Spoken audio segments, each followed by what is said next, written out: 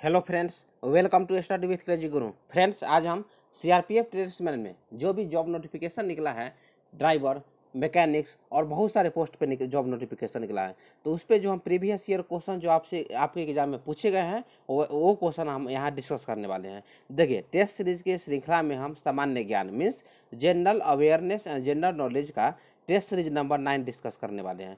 Play list बना हुआ है, आप लोग वहाँ से तैयारी कर सकते हैं। प्ले लिस्ट जाकर देख सकते हैं। टेस्ट सीरीज नंबर 1 से 8 तक वहाँ पे आपको पूरा डिस्कस कर चुके हैं। तो क्या करना है, चैनल पे नए हैं तो चैनल को सब्सक्राइब कर दीजिएगा और क्लास को शेयर कीजिए। जो भी फ्रेंड्स आपका जो सीआरपीएफ ट्रेड्समैन का फॉर्म डाले हैं उनको बताइए। Study with crazy Guru channel पे जो क्लास है वो स्टार्ट हो चुका है, तो समझ गए होंगे। देखिए, यहाँ पे हम टोटल 10 क्वेश्चन करेंगे। देखिए, इस टेस्ट सीरीज में देखिए प्रत्येक टेस्ट सीरीज में हम 10 क्वेश्चन करते हैं, लेकिन 10 क्वेश्चन जो होता है कम से कम 50 या 60 क्वेश्चन के बराबर होगा। क्वेश्चन किस तरह आपसे पूछे गए हैं, किस तरह पूछे जाते हैं और किस तरह पूछे जाएंगे, ऐसा क्वेश्चन हम यहाँ पूरा डिस्कस करवाएंगे। ऐसा नहीं सिर्फ क्वेश्चन बताइए और आंसर बताइए, ऐसा तो नहीं है, नहीं। उसके बाद देखिए, एक बार सिलेबस बता देते हैं। रीजनिंग, इंटेलिजेंस रीजनिंग से आपको 25 क्वेश्चन रहेंगे। जनरल अवेयरनेस है, जनरल नॉलेज से 25 क्वेश्चन रहेंगे। मैथमेटिक्स से 25 क्वेश्चन आएंगे और जनरल हिंदी या जनरल इंग्लिश से 25। तो देखिए, जनरल हिंदी से 25 और जनरल इंग्लिश से 25 रहेंगे, मतलब 2 सेक्शन रहेंगे, लेकिन आपको एक सेक्शन करना है तो आप जनरल हिंदी कीजिएगा। जो भी स्टूडेंट का यदि जनरल इंग्लिश मजबूत होगा तो वो कीजिएगा, लेकिन जो भी स्टूडेंट यदि चाहते हैं अच्छा अंक लाए तो जनरल हिंदी कीजिएगा, क्योंकि आप यहाँ से 23 से 25 क्वेश्चन आप पूरा सही करके नंबर ला सकते हैं। समझ गए होंगे। तो जनरल हिंदी का भी यहाँ पे सभी मतलब सब्जेक्ट है ना, चारों सब्जेक्ट का तैयारी यहाँ पे स्टडी विथ क्रेजी गुरु पे मतलब कराया जाता है। 2 आवर का एग्जाम होगा और इसमें निगेटिव मार्किंग है, तो क्वेश्चन सही से कीजिएगा। स्टार्ट करते हैं आज का फर्स्ट क्वेश्चन। फर्स्ट क्वेश्चन क्या है? क्वेश्चन है, निम्नलिखित में से कौन न तो तत्व है और न यौगिक है। क्या क्वेश्चन पूछा है? निम्नलिखित में से कौन न तो तत्व है और न यौगिक है। तो देखिए, आपको बता दे, देखिए वायु, वायु जो है option D is the correct answer. वायु जो है न तो तत्व है और न यौगिक है। तो ऐसा क्वेश्चन आपको जनरल साइंस में क्वेश्चन देखने को मिल जाएगा। तो क्या है? 21 का option D is the correct answer. तो देख लेते हैं क्या है। देखिए, वायु न तो तत्व है और न ही यौगिक है। यह विभिन्न पदार्थों और गैसों का विसमांगी मिश्रण होता है। ये याद रखिएगा, बहुत सारे मतलब जो गैस है उससे मिलके वायु का निर्माण होता है। याद रखिएगा, बोला है ना, यह विभिन्न पदार्थों और गैसों का विसमांगी मिश्रण होता है। उसके बाद आपको बता दें, आपको मतलब थोड़ा सा नॉलेज होना चाहिए तत्व क्या होता है और आपको यौगिक क्या होता है। देखिए, तत्व वह शुद्ध पदार्थ है जिसे न तो 2 या 2 से अधिक पदार्थों में विभाजित किया जा सकता है और न ही अन्य पदार्थों के योग से बनाया जा सकता है। जैसे में तत्व का एग्जाम्पल बताइए, सोना, चांदी और बहुत सारे इसका एग्जाम्पल होगा तत्व का। तो समझ गए होंगे, तत्व का परिभाषा याद रखिएगा। उसके बाद देखिए यौगिक। यौगिक क्या है? वह शुद्ध पदार्थ जो रासायनिक रूप से 2 या 2 से अधिक तत्वों के एक निश्चित अनुपात में रासायनिक संयोग से इसका निर्माण होता है, मतलब बनता है, तो उसे क्या कहते हैं? उसे यौगिक कहते हैं। तो क्वेश्चन जो है आपको तत्व यौगिक से देखने को मिल जाएगा, पूरा एग्जाम्पल के साथ आप लोग समझ जाइएगा। उसके बाद देखिए, यौगिक के गुण उनके अवयवी तत्वों के गुण से डिफरेंट होते हैं, मतलब भिन्न होते हैं। तो ये याद रखिएगा, ये जो पॉइंट है ना, लास्ट वाला जो पॉइंट बताए हैं ये आपके लिए महत्वपूर्ण है। तो ये पॉइंट आप याद रखिए। क्या बोला है? यौगिक के जो गुण होते हैं उनके जो अवयवी तत्व है, मतलब यौगिक के जो अवयवी तत्व है उनके गुण से मतलब पूरे डिफरेंट होते हैं, मतलब कि भिन्न होते हैं। जैसे क्या? जल, जल का सूत्र क्या है? H2O होता है। तो ये याद रखिएगा, समझ गए होंगे। नेक्स्ट देखते हैं। नेक्स्ट क्या है? नेक्स्ट पॉइंट देखिए, पारा। पारा क्या है बताइए? पारा जो है धातु है जो द्रव अवस्था में पाया जाता है। जानते हैं ना, जो पारा है आपको द्रव अवस्था में पाया जाता है। सोडियम क्लोराइड एक यौगिक है। तो देखिए, आपको तत्वों का भी एग्जाम्पल बता दिए, सोना, चांदी और भी बहुत सारे हैं तत्वों का एग्जाम्पल। यौगिक का एग्जाम्पल क्या है? Sodium chloride. तो ये सब क्वेश्चन आपसे निम्नलिखित में जो कौन सा यौगिक नहीं है ऐसा भी क्वेश्चन देखने को मिल जाएगा, तो आप लोग इसका एग्जाम्पल देख के जाइएगा और इसका परिभाषा भी देख के जाइएगा। क्वेश्चन जो है तत्व यौगिक से क्वेश्चन बनते हैं। नेक्स्ट क्वेश्चन 22 पे आते हैं। क्वेश्चन क्या है? निम्नलिखित में से कौन सी धातु नाइट्रिक अम्ल द्वारा प्रभावित नहीं होती। तो देखिए क्वेश्चन सही से पढ़िएगा, क्वेश्चन क्या बोला है, निम्नलिखित में से कौन सी धातु नाइट्रिक अम्ल द्वारा प्रभावित नहीं होती। तो कौन सी धातु, सोना। देखिए सोना जो है नाइट्रिक अम्ल द्वारा प्रभावित नहीं होती है, नहीं तो पारा हो गया, तांबा हो गया, चांदी हो गया, ये प्रभावित होती है, लेकिन सोना नहीं होती है। इसलिए 22 का ऑप्शन जो है B is the correct answer. देख लेते हैं इसके बारे में।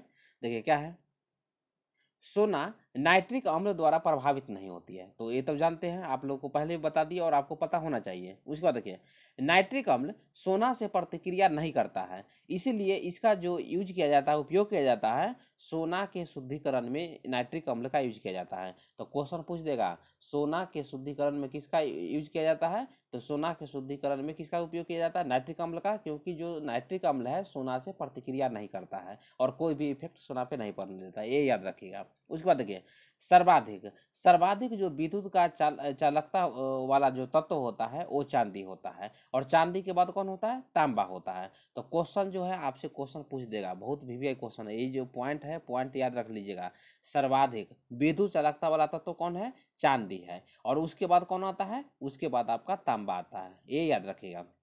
उसके बाद देखिए सोना का घनत्व पारा के घनत्व से ज्यादा होता है, इसीलिए सोना जो है पारा में डूब जाता है। क्या है, देखिए जिसका घनत्व ज्यादा होता है वो मतलब डूब जाता है। तो यहाँ पर क्या है, सोना का देखिए सॉरी, सोना का जो घनत्व है पारा के घनत्व से ज्यादा होता है, याद रखिएगा, इसीलिए जो सोना है पारा में डूब जाता है। उसके बाद देखिए सोना की जो शुद्धता है कैरेट में व्यक्त की जाती है, आप लोग जानते होंगे 22 कैरेट, 24 कैरेट, ऐसे जानते हैं ना। तो 100% जो शुद्ध सोना होता है 24 कैरेट का होता है, एक वीवीआई है, ये सब याद रखिएगा। उसके बाद देखिए सोना जो है एक्वा रेजिया में घुलनशील होता है, एक्वा रेजिया में घुलनशील होता है कौन, तो सोना। उसके बाद देखिए एक्वा रेजिया को सांद्र नाइट्रिक अम्ल और सांद्र हाइड्रोक्लोरिक अम्ल को 1:3 में मिलाकर बनाया जाता है। तो एक्वारोजिया कैसे बनता है, नाइट्रिक अम्ल और जो सांद्र हाइड्रोक्लोरिक अम्ल होता है उसका अनुपात कितना होता है, 1:3 होता है। इससे एक्वाजोरिया का मतलब सांद्र का मतलब एक्वाजोरिया का निर्माण होता है। तो क्वेश्चन जो है आपको इसी तरह पूछे जाएंगे, पूरा पॉइंट आप लोग नोट कर लीजिएगा, जितना पॉइंट बता रहे हैं सब वीवीआई क्वेश्चन है। नेक्स्ट क्वेश्चन 23 पे आते हैं। 23 जो क्वेश्चन है वीवीआई क्वेश्चन है, ये याद रखिएगा। क्वेश्चन है बैकेलाइट निम्नलिखित का बहुलक है। तो देखिए बैकेलाइट जो है किसका बहुलक है, देखिए बैकेलाइट जो है फॉर्मेल्डिहाइड और फिनोल दोनों का बहुलक है, मतलब ऑप्शन जो सी है 23 का option C is the correct answer. Bakelite जो है बहुलक है किसका, फॉर्मेल्डिहाइड और फिनोल का। तो क्वेश्चन जो है आपको तो यहाँ से देखने को मिलेगा ही, और भी जो महत्वपूर्ण जानकारी है आपको हम इसके रिगार्डिंग बता देते हैं। देखिए क्या है, बैकेलाइट फॉर्मेल्डिहाइड और फिनोल का बहुलक होता है। देखिए बैकेलाइट क्या होता है, देखिए बैकेलाइट क्या होता है, क्वेश्चन आपसे पूछ देता है और आपको पता भी रहना चाहिए, आप लोग 9th क्लास में ही पढ़े होंगे बैकेलाइट के बारे में। देखिए बैकेलाइट क्या होता है, यह एक प्लास्टिक है, यह एक प्लास्टिक है जो पहली बार गर्म करते समय मुलायम हो जाता है। देखिए बैकेलाइट क्या है, यह एक प्रकार का प्लास्टिक होता है जिसे पहली बार यदि आप गर्म कीजिएगा तो वह मुलायम हो जाता है, और इसे इच्छित आकार में मतलब डाल लिया जाता है। मतलब कि आप बैकेलाइट को जब शुरू में गर्म कीजिएगा तो क्या होता है, मुलायम हो जाता है, और उसको आप कोई भी शेप में उसको ढाल सकते हैं, ये बात बोला है। और इसे पुनः गर्म करके मुलायम नहीं बनाया जा सकता है। लेकिन देखिए एक बार यदि बैकेलाइट मुलायम हो जाता है और उस समय ही आपको जो शेप आप तैयार करना चाहते हैं बैकेलाइट से वो आप तैयार कर सकते हैं, क्योंकि उसके बाद आप फिर से गर्म कीजिएगा तो फिर से मतलब वो क्या कहता है, मुलायम नहीं होता है और वो शेप भी कोई शेप नहीं दे सकता है। तो इसीलिए आप ये ध्यान रखिएगा बैकेलाइट को गर्म करने पर। उसके बाद देखिए बैकेलाइट ताप सुदृढ़ होता है, इसका जो यूज किया जाता है रेडियो, टेलीविजन के केस, बाल्टी और बहुत सारे उपकरण बनाने में बैकेलाइट का यूज किया जाता है। तो क्वेश्चन जो है आपका ऐसा भी क्वेश्चन पूछे जा सकते हैं, क्वेश्चन वीवीआई है। नेक्स्ट क्वेश्चन 24 पे आते हैं। 24 क्वेश्चन वीवीआई है, आपके एग्जाम में देखने को मिल जाएगा, प्रीवियस ईयर क्वेश्चन पूछे गए। क्वेश्चन क्या है, एशियाटिक सोसाइटी का संस्थापक कौन था। देखिए जितना भी महत्वपूर्ण क्वेश्चन इसे पूछे जा सकते हैं हम आपको बता देंगे, इससे बाहर कुछ नहीं, आप यहाँ से तैयारी मतलब इतना जानकारी ले सकते हैं। क्वेश्चन क्या है, एशियाटिक सोसाइटी का संस्थापक कौन था, तो विलियम जोन्स। विलियम जोन्स जो है मतलब एशियाटिक सोसाइटी का मतलब स्थापना करता है। तो देख लेते हैं क्या है। देखिए, एशियाटिक सोसाइटी की स्थापना जो है 1784 में किया गया था। तो क्वेश्चन आपसे पूछ देगा एशियाटिक सोसाइटी का स्थापना कब किया गया था, तो 1784 में किया गया था, एक क्वेश्चन बनेगा। दूसरा क्वेश्चन आपसे पूछा ही है एशियाटिक सोसाइटी का स्थापना किसके द्वारा किया गया है, तो सर विलियम जोन्स के द्वारा किया गया है। उसके बाद देखिए 1784 ईस्वी को एशियाटिक सोसाइटी की स्थापना के समय बंगाल के जो गवर्नर जनरल था कौन था। देखिए क्वेश्चन आपसे ऐसा भी पूछ देगा, जब 1784 ईस्वी में एशियाटिक सोसाइटी का स्थापना हुआ विलियम जोन्स के द्वारा, तो उस समय बंगाल के गवर्नर जनरल कौन थे, तो उस समय बंगाल के गवर्नर जनरल थे वारेन हेस्टिंग्स। तो क्वेश्चन पढ़ लीजिएगा। उसके बाद देखिए वारेन हेस्टिंग्स के बारे में थोड़ा देख लीजिए। सुरक्षा प्रकोष्ठ या घेरे की नीति से वारेन हेस्टिंग्स मतलब जाने जाते हैं, याद रखिएगा। उसके बाद देखिए वारेन हेस्टिंग्स ने बंगाल में द्वैध शासन प्रणाली को समाप्त किया था, याद रखिएगा। द्वैध शासन प्रणाली को किसने समाप्त किया, तो द्वैध शासन प्रणाली को वारेन हेस्टिंग्स ने ही समाप्त किया था। उसके बाद देखिए वारेन हेस्टिंग्स पर ब्रिटिश संसद में महाभियोग का मुकदमा चलाया गया था। तो ये पॉइंट याद रखिएगा, क्वेश्चन पूछ देगा बंगाल के किस गवर्नर जनरल पर, बंगाल के किस गवर्नर जनरल पर ब्रिटिश संसद में महाभियोग का मुकदमा चलाया गया था। तो किस जनरल मतलब किस गवर्नर जनरल पे मतलब ब्रिटिश संसद द्वारा महाभियोग का मुकदमा चलाया गया था, तो वारेन हेस्टिंग्स पर। तो क्वेश्चन जो है बताए ना, एक क्वेश्चन बताएंगे लेकिन उसमें 10 क्वेश्चन के बराबर बताएंगे। तो वारेन हेस्टिंग्स पर ब्रिटिश संसद में महाभियोग का मुकदमा चलाया गया था। उसके बाद देखिए द्वैध शासन का जनक कौन था, सर लियोनेल कर्टिस को माना जाता है। सहायक संधि को स्वीकार करने वाला जो पहला शासक था हैदराबाद का निजाम था, जो कि 1798 ईस्वी में सहायक संधि को स्वीकार किया था। और लॉर्ड कॉर्नवालिस का जो कब्र है कहाँ पे है, गाजीपुर में है। क्वेश्चन यहाँ से पूछे जा सकता है। उसके बाद देखिए जब एशियाटिक सोसाइटी की स्थापना 1784 में हुआ था, तो 1789 ईस्वी की घटना कब है, 1789 ईस्वी की घटना है। 1789 ईस्वी में जो सर विलियम जोन्स थे जो अभिज्ञान शकुंतलम जो कि कालिदास के द्वारा लिखे गए थे, तो जो पुस्तक है उसको अंग्रेजी भाषा में अनुवाद किया था किसने, तो मतलब सर विलियम जोन्स ने। कब, 1784 ईस्वी में। तो क्वेश्चन जो है ऐसा क्वेश्चन पूछे जा सकते हैं। और बहुत सारे स्टूडेंट को ये पॉइंट जो पता नहीं होगा, 1789 ईस्वी में अभिज्ञान शकुंतलम का जो अंग्रेजी भाषा में इंग्लिश भाषा में अनुवाद किया था सर विलियम जोन्स ने ही किया था, याद रखिएगा। उसके बाद आपको बता दें जो एशियाटिक सोसाइटी स्थापना का मतलब स्थापना किया गया था, तो इसका तो कुछ उद्देश्य रहा होगा ना। देखिए उद्देश्य कोई भी चीज़, कोई भी अभी सरकार के द्वारा कोई भी योजना ही लाया जाता है, तो या कोई मतलब योजना लाया जाता है, तो उसका तो कोई उद्देश्य रहता है ना। ऐसा तो नहीं है ऐसे मतलब योजना इसी तरह लाया जाता है, एक उद्देश्य होता है। तो एशियाटिक सोसाइटी का स्थापना 1784 में किया गया था। तो जो उसका उद्देश्य था जो प्राच्य शिक्षा है या अध्ययन है उसको बढ़ावा देना था।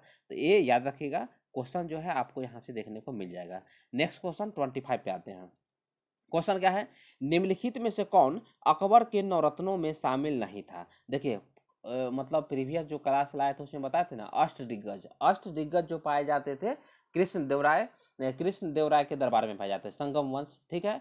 उसके बाद आपको बता दें यहाँ नवरत्न जो पाए जाते हैं आपको कहाँ पे, अकबर के शासनकाल में पाया जाता है। किसमें, अकबर के जो दरबार में नवरत्न पाए जाते थे। और उसमें आपका जो क्वेश्चन पूछा है कौन नवरत्न में शामिल नहीं था, क्वेश्चन पूछा है तो कौन शामिल नहीं था बताइए। बीरबल था, रहीम था, मतलब वो है अब्दुल रहीम खान खाना। उसके बाद टुडरमल था, बैजू बाबरा नहीं था। मतलब ऑप्शन सी जो है करेक्ट आंसर हो जाएगा। तो 25 का क्या है, ऑप्शन सी करेक्ट आंसर है। क्वेश्चन सही से पढ़िएगा, शामिल नहीं था पूछा था, तो 25 का ऑप्शन सी करेक्ट आंसर है। तो थोड़ा इसके बारे में देख लेते हैं क्या है। देखिए बीरबल का क्या नाम था, बीरबल का नाम आपसे पूछ देगा, मूल नाम क्या था, महेश दास था। बैजू बाबरा ध्रुपद गायक थे और वे ग्वालियर के जो राजा थे मानसिंह के दरबार के गायक थे। कौन, बैजू बाबरा अकबर के दरबार के महान जो गायक थे कौन थे, तानसेन है, जो कि उनका संबंध कहाँ से है, तानसेन का मध्य प्रदेश ग्वालियर से ही संबंध, याद रखिएगा। तो तानसेन के समकालीन और उनका प्रतिद्वंदी थे, ये याद रखिएगा। उसके बाद देखिए अकबर के शासनकाल में अबुल फजल ने संस्कृत ग्रंथ पंचतंत्र का फारसी में अनुवाद कर उसका नाम अनवार ए सदात रखा था। तो क्वेश्चन पूछ देगा जो संस्कृत में जो पंचतंत्र विष्णु शर्मा के द्वारा लिखा गया था उसका फारसी में अनुवाद किसने किया था बताइए। तो मुगल काल में जो पंचतंत्र का फारसी में अनुवाद किया था कौन किया था बताइए। तो अबुल फजल के द्वारा। किसके द्वारा? अबुल फजल के द्वारा किया गया था। और अबुल फजल भी नवरत्न में शामिल थे। अबुल फजल, उसके बाद उनका भाई एक फैजी, ये भी शामिल थे, याद रखिएगा। अनुवाद कर उनका नाम क्या रखा गया, पंचतंत्र का नाम क्या रखा गया फारसी में अनुवाद करने के बाद? तो अनवार ए सदात रखा गया था। और क्वेश्चन आपसे पूछ देगा मुगल काल में जो दरबारी भाषा क्या था? फारसी था, ये याद रखिएगा। उसके बाद थोड़ा मुगल वंश के बारे में बता देते हैं। देखिए मुगल वंश की जो स्थापना होता है 1526 ईस्वी में, 1526 ईस्वी में मुगल वंश की स्थापना करता है। किसने किया था? तो बाबर के द्वारा। बाबर के द्वारा 1526 ईस्वी में मुगल वंश का स्थापना किया जाता है। पानीपत का जो प्रथम युद्ध 1526 ईस्वी में होता है बाबर और इब्राहिम लोदी, जो कि लोदी वंश का, दिल्ली सल्तनत के लास्ट वंश कौन था? लोदी वंश। और लोदी वंश के जो अंतिम शासक था इब्राहिम लोदी, इब्राहिम लोदी को पराजित करके 1526 ईस्वी में प्रथम पानीपत युद्ध बाबर जीत जाता है और मुगल वंश की स्थापना कर देता है। तो पानीपत का प्रथम युद्ध 1526। उसके बाद देखिए 1556 ईस्वी में पानीपत का द्वितीय युद्ध हो जाता है। उसमें जो मुगल बादशाह कौन रहता है? अकबर। अकबर और जो मतलब उसका प्रतिद्वंदी रहता है उसका नाम हेमू रहता है। तो अकबर और हेमू के बीच में 1556 ईस्वी में द्वितीय पानीपत का युद्ध होता है। उसमें अकबर जो है युद्ध हारते हारते युद्ध जीत गया था, याद रखिएगा। उसके बाद 1761 ईस्वी, 1761 ईस्वी में पानीपत का तृतीय युद्ध जो होता है अहमद शाह अब्दाली और मराठा के बीच में होता है। और उस समय अहमद शाह अब्दाली जो है जीत जाता है और मराठा शक्ति जो भारत में एक उभरती हुई शक्ति थी उसका पतन हो जाता है। तो क्वेश्चन जो है आपको यहाँ से पूछ देगा। और 1191 में जानते ही हैं और 1192 की घटना जानते हैं। 1191 में तराइन का प्रथम युद्ध होता है और 1192 ईस्वी में तराइन का द्वितीय युद्ध होता है। तो क्वेश्चन आप याद रखिएगा, क्वेश्चन जो है आपको पूछ देगा। 1191 में जो तराइन का प्रथम युद्ध होता है उसमें जो मोहम्मद गोरी है वो पराजित हो जाता है और द्वितीय युद्ध में वो विजयी हो जाता है। क्वेश्चन ये इतना याद रखिएगा। तो 25 का क्या है? Option C is the correct answer. 26 question पे आते हैं। क्वेश्चन क्या है? गंगा नदी के दो प्रमुख स्रोत क्या है? देखिए गंगा नदी के जो दो प्रमुख स्रोत क्या है, क्वेश्चन ऐसा देखने को मिल जाएगा। तो भागीरथी और 26 का बताइए। 26 का आपको option A is the correct answer, Bhagirathi और अलकनंदा। तो option A is the correct answer. देखिए भागीरथी और सरस्वती नहीं, गंडक नहीं, यमुना नहीं, तो भागीरथी और अलकनंदा ही होती है। तो इसके बारे में विशेष जानकारी देख लेते हैं क्या है। देखिए गंगा नदी के दो प्रमुख स्रोत है भागीरथी और अलकनंदा। अलकनंदा और भागीरथी देवप्रयाग में मिलती है जहां पर गंगा का नाम गंगा पड़ता है। देखिए अलकनंदा और भागीरथी जो है देवप्रयाग में मिलती है और दोनों जब नदी मिलती है अलकनंदा और भागीरथी तो गंगा नदी का नाम गंगा नदी पड़ जाती है। तो क्वेश्चन ऐसा भी क्वेश्चन देखने को मिल जाएगा, याद रखिएगा क्या क्या नाम है? अलकनंदा और भागीरथी नदी। उसके बाद देखिए गंगा हरिद्वार में समतल मैदान में उतरती है। हिमालय की नदियां पूर्ववर्ती अपवाह की उदाहरण होती है, तो ये भी याद रखिएगा। उसके बाद देखिए गंगा नदी का उद्गम जो है गंगोत्री हिमालय के गोमुख से होता है। तो क्वेश्चन जो है आपको देखने को मिल जाएगा। उसके बाद देखिए गंगा ब्रह्मपुत्र का डेल्टा जो है हुगली और मेघना नदियों के बीच में बनती है। उसके बाद देखिए क्या है?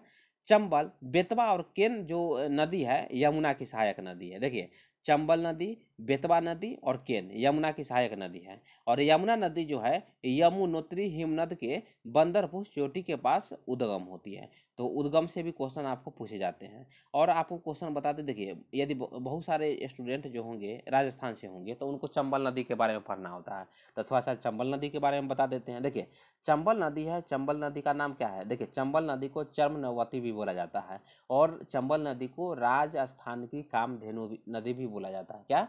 राजस्थान की कामधेनु कौन सी नदी को बोला जाता है? तो चंबल नदी को बोला जाता है, ये याद रखिएगा।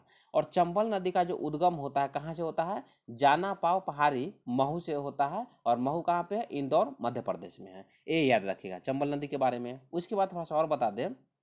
देखिए चंबल नदी का जो बहाव क्षेत्र है एमपी, याद रखिएगा एमपी है, राजस्थान है और कहाँ पे है? यूपी में है। एमपी, राजस्थान और यूपी, याद रखिएगा। उसके बाद राजस्थान में मतलब जो चंबल नदी पर 4 बांध है, याद रखिएगा। चंबल नदी पर 4 बांध है, गांधी सागर बांध, राणा प्रताप सागर बांध, जवाहर सागर बांध और कोटा बैराज। ये जितना क्वेश्चन है चंबल नदी से क्वेश्चन पूछा जा सकता है। और क्वेश्चन आपको याद रखना है, बहुत सारे एग्जाम में पूछे गए स्टेट लेवल या मतलब सेंट्रल लेवल में। चंबल नदी की सहायक नदी, तो देखिए चंबल नदी की सहायक नदी याद रखिएगा, मेज नदी, औराई नदी, बनास, सीप, बामनी, काली सिंध, पार्वती और बहुत सारी जो नदी है चंबल नदी की सहायक नदी है। तो इतना आप याद रखिएगा, जितना पॉइंट बताए हैं आप लोग मतलब एक पेन डाउन कर लीजिएगा, कॉपी में लिख लीजिएगा, एग्जाम से पहले देख के जाइएगा, क्वेश्चन यहाँ से पूछे जाने की संभावना रहती है। नेक्स्ट क्वेश्चन 27 पे आते हैं। क्वेश्चन क्या है, लाल हरे झंडे को हरे प्रकाश में देखने पर वह कैसा दिखाई देगा। तो देखिए, तो वह कैसा दिखाई देगा, काला हरा दिखाई देगा। मतलब 27 का ऑप्शन जो है सी इज द करेक्ट आंसर। क्या है, 27 का ऑप्शन सी जो है करेक्ट आंसर है। देखिए देख लेते हैं थोड़ा सा, क्या है, लाल हरे झंडे को हरे प्रकाश में देखने पर वह काला हरा दिखाई देगा। एक वस्तु से आने वाले प्रकाश में से आंख द्वारा ग्रहण की गई अनुभूति को क्या कहा जाता है, आंख द्वारा जो ग्रहण की गई जो अनुभूति है, जैसे में आप कोई भी रंग देखते हैं तो रंग देख आपको अंदर एक अनुभूति महसूस होता है, जो किस रंग का है, मतलब किसी लाल है, हरा है, तो इसी को ना रंग कहते हैं। तो उसके बाद देखिए, अपारदर्शी वस्तु के रंग निश्चित प्रकाश के परावर्तन के कारण होते हैं। जैसे क्या, देखिए जैसे में लाल गुलाब लाल या श्वेत प्रकाश में लाल दिखाई देता है, क्योंकि यह लाल रंग का परावर्तन करता है। तो लाल रंग का परावर्तन करता है ना, वही कारण जो लाल गुलाब है वो लाल दिखाई देता है। तो ये सब एग्जाम्पल जो है ना आप देखे रहिएगा। नेक्स्ट क्वेश्चन वीवीआई क्वेश्चन है। क्वेश्चन क्या है, देखिए 28 का क्वेश्चन है, दो समतल दर्पणों की सहायता से किसी वस्तु के तीन प्रतिबिंब प्राप्त करने के लिए दर्पणों के बीच कितना कोण होना चाहिए।